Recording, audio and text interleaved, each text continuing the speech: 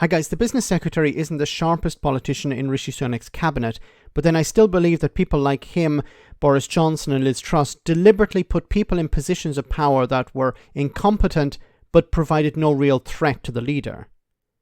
Badenoch the Brexiteer was asked when she appeared on Sky News about trade deals and the benefit of them.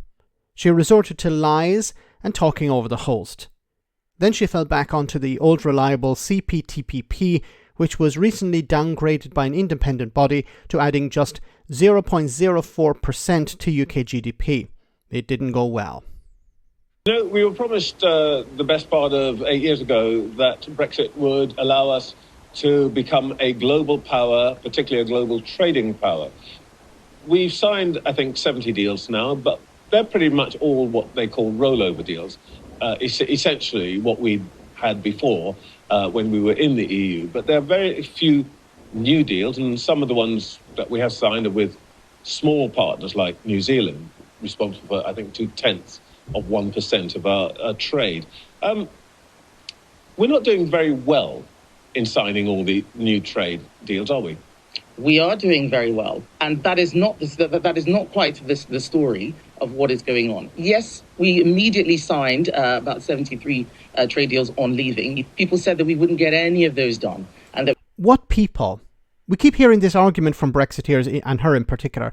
People said that we wouldn't be able to sign any trade deals. What people? Do these people have any names?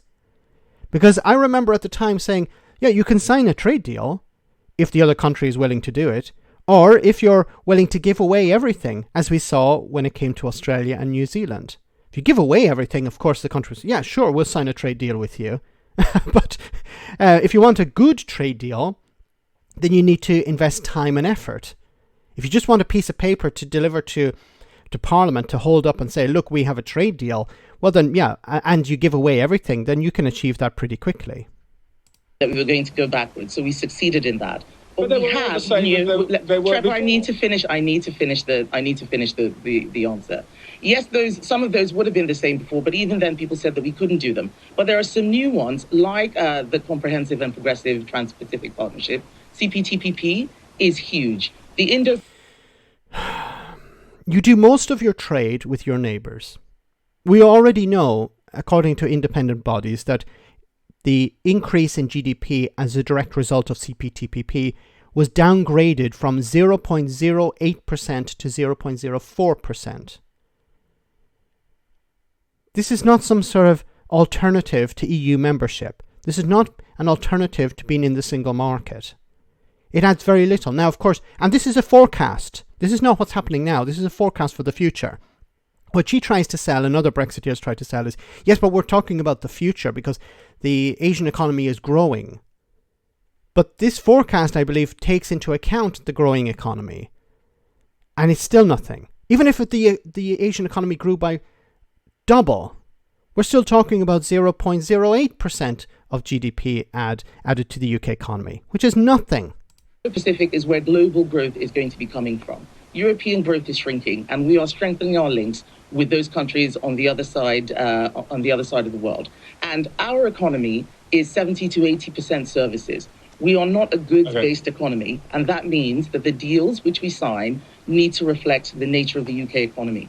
We have overtaken France in manufacturing. Okay, and here's where we have the first lie. Well, maybe it's not the first lie.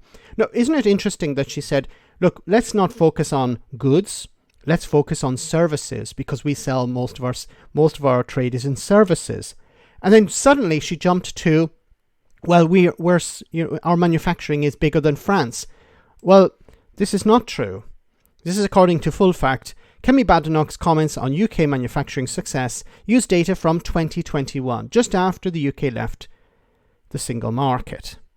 And it says the figures, while published in September this year, 2023, this was, actually refer to 2021. More recent alternative data suggests that manufacturing in the UK has since fallen to slightly below that of France. Now, do you think Kemi Badenoch is going to correct the record? Do you think she's going to apologise for misleading the public? What do you think? The economy is growing faster than Germany and France and other EU countries. This is also another sort of sleight of hand, smoke and mirrors. Well, our economy is growing faster than France, Germany, and Italy. Yes, but if you're comparing to growth after the pandemic, when the UK was in the worst position, of course, any sort of growth is going to be faster than the other economies. If you start at the lowest point, then of course any growth is going to be faster. So it is important for people to know what the facts are, rather than... The facts! You're lying to people and you're claiming that the lies are facts. Focus on a particular day in a particular trade negotiation. All right. The biggest deal that we would want is with the United States. Mr. Biden says there won't be a trade deal anytime soon. Mr. Trump, when he was in office, of course, talked about a deal 4 or 5 times bigger than what we had at the time. Are you looking forward to a Trump victory? It is a shame that the US currently is not signing any free trade agreements with any country. So who's holding the cards here? This was the brexiteer mantra. We will hold all the cards.